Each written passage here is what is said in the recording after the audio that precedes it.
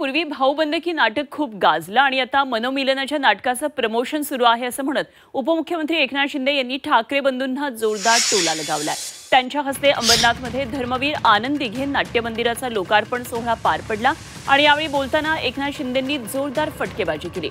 अशोक सराफ यांचं एक नाटक आहे, सारखं छातीत दुखतंय, पण आमचं काम पाहून विरोधकांना पोटदुखी झाली आहे। बाळासाहेब ठाकरे आपला दवाखाना सुरू केल्यानंतरही त्यांची पोटदुखी कमी झालेली नाही आणि ते कायम रडतच असतात।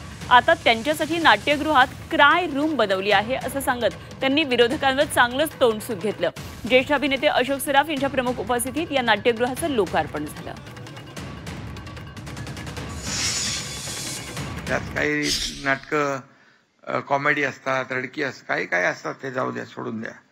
पण पूर्वी भाऊबंदकी नाटक खूप गाजलं होतं।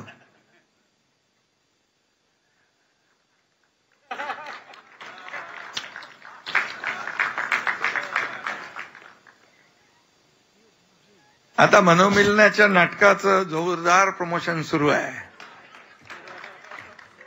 ठीक आहे, जाऊ द्या, चांगलं आहे, चांगलं आहे। राजकारणामध्ये राजकारण नाही, आज आता आपलं निवड